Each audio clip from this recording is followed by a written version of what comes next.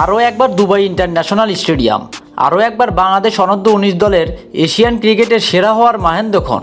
এর আগে যে অবিস্মরণীয় মুহূর্ত দেশকে এনে দিয়েছিলেন মাহফুজুর রহমান রাব্বিরা, সেটা এবার করে দেখালেন আজিজুল হক তামিমের দল। 198 রানের লক্ষ্যে ভারতকে শুরুতে চাপে ফেলে দেন আল ফাহাদ। দলীয় 4 রানেই আয়ুষ মোহাত্রাকে দারুণ এক ডেলিভারিতে বোল্ড করেন এই পেসার। বিপদের আভাস দিচ্ছিলেন আলোচিত কিশোর বৈভব সূর্যবংশী, কিন্তু তাকে বাড়তে দেননি মারুফ মেধা। খানিকক্ষণ পরেই রিজান ফেরান আনদে সিদ্ধার্থকে। এরপরেই মূলত ম্যাচে ফেরার চেষ্টায় ভারত। কেপি কার্তিকেয়া আর মোহাম্মদ আমানের 29 রানের জুটি বেশ অনেকটাই এগিয়ে দেয় ভারতকে। আম্পায়ারের পক্ষ থেকে একাধিক সফট সিঙ্গেল গিয়েছে বাংলাদেশের পক্ষে, যা নিয়ে মাঠে উত্তাপও ছড়িয়েছে বেশ। কিন্তু এরপরেই ইমনের দুর্দান্ত এক স্পেল, 73 রানে 3 উইকেট থেকে 81 রানে 6 উইকেট। এরপর কিরণ চারমোলকে নিয়ে আমানের চেষ্টা ছিল জুটি করার, তবে আল ফাহাদ ফেরান কিরণকে। উইকেটের পিছনে ব্যস্ত দিন ছিল ফরিদের, 4টি ক্যাচ নিয়েছেন একাই। এরপরে আর বাড়েনি ভারতের ইনিংস। শেষ উইকেটে সব প্রচেষ্টা ব্যর্থ করে আউট হলেন চেতন শর্মা। এবারে উইকেট নিলেন বাংলাদেশ অধিনায়ক। শিরোপা জয়ে যেন সামনে থেকে নেতৃত্ব দিলেন বাংলাদেশের অধিনায়ক।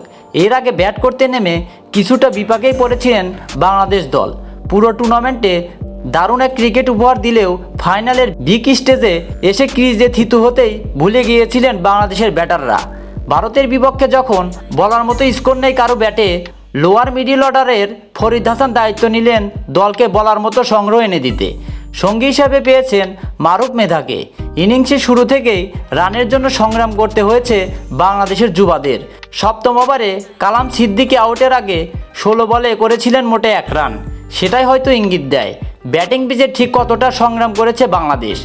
তবে 3-এ নামা আজিজুল হাকিম তামিম কিছুটা হতাশ করেছেন। পুরো আসরে অধিনায়ক তামিম মুগ্ধতা ছড়ালেও ফাইনালে করতে পেরেছেন মোটে 16 রান।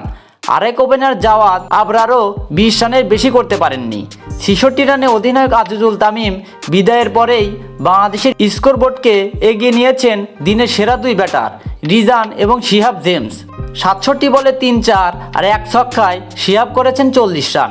দলীয় 128 রানে বিদায় নেন আয়ুষ মোহাত্রের বলে। দেবাশিস এসেই ফিরেছেন 3 বলে 1 রান করে।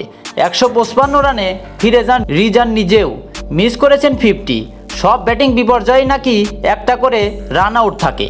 ক্রিকেটের সেই অলিখিত নিয়ম মেনে 165 রানের মাথায় রান আউটের শিকার হন সামিউন বশির। দায়িত্ব নিতে পারেননি ফাহাদও।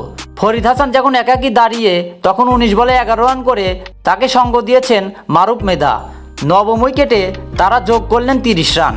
শেষ পর্যন্ত বাংলাদেশ থেমেছে 198 রানে, কিন্তু জয়ের জন্য শেষের ওই রানটুকুই হয়ে উঠেছে যথেষ্ট। শুরু থেকেই ভারতকে চাপের মাঝে রাখা বাংলাদেশ দুবাইয়ে প্রবাসী সমর্থকদের মুখে হাসি এনে দিয়েছেন। বাংলাদেশ পেল এশিয়ানদের যুব ক্রিকেটে নিজেদের টানা 2য় শিরোপা।